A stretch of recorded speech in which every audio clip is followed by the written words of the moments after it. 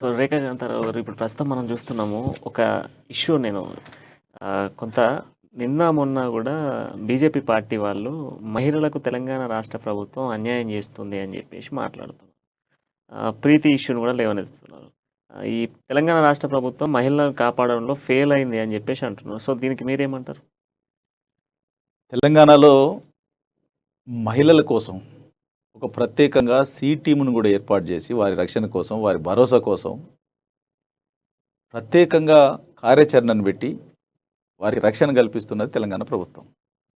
వాళ్ళు మాట్లాడుతూ ఉంటారు.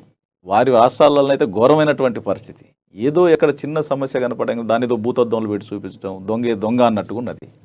దొంగే దొంగ అన్న సందర్భంలో ఈ బీజేపీ వాళ్ళు ఏం చేయాలో అర్థం కానటువంటి పరిస్థితులలో వారికి ఒక లక్ష్యం లేదు, వాళ్ళు తోక దిగిన గాలిపటం లెక్క తిరుగుతూ ఉన్నారు వాళ్ళు. కాబట్టి ఏదో ఒకదాన్ని అనాలి. ఇక సంక్షేమం కోసం పోటీ పడండి అంటే పోటీ పడే పరిస్థితి లేదు, అభివృద్ధి కోసం పోటీ పడండి అంటే పోటీ పడే పరిస్థితి లేదు, లేక ఇటువంటి కాంట్రవర్సీ ఏదో చేసుకుంటూ పోవాలి అనేటువంటిది. మేము వారికి భరోసా ఇవ్వకపోతే ఏదన్నా జరిగినటువంటి సందర్భంలో మా మంత్రులు మా కేటీ రామారావు గారు, గౌరవ కేటీ రామారావు గారు పోయి ఆ కుటుంబానికి భరోసా కల్పించడం జరిగింది.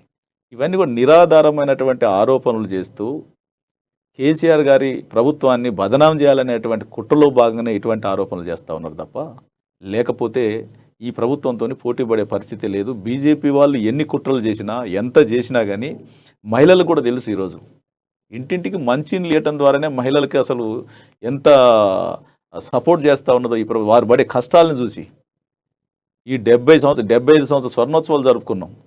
మరి జరుపుకున్నటువంటి సందర్భంలో ఏ ప్రభుత్వం చేయనటువంటి బాధ్యతగా మా ప్రభుత్వం చేసింది. మహిళలకు అంత గొప్పగా మేము వారి కష్టాలను మేము అర్థం చేసుకున్నాం కాబట్టి వారి ఇంట్లోకి వెళ్ళి బయటికి రాకుండా ఇంటింటికి మంచిలు కూడా ఇస్తూ ఉన్నాం.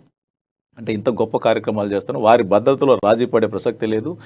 ఏదైనా ఇటువంటి పొరపాట్లు ఏదైనా జరిగితే ఎవరైనా కానీ ఖచ్చితంగా చట్టం పని చేసుకుంటూ పోతుంది, తన పని తను చేసుకుంటూ పోతుంది. తప్పకుండా అటువంటి ఏదైనా జరిగినటువంటి సందర్భం తప్పకుండా శిక్షిస్తాం. వారిని ఎవరిని కూడా వదిలిపెట్టే ప్రసక్తి లేదు.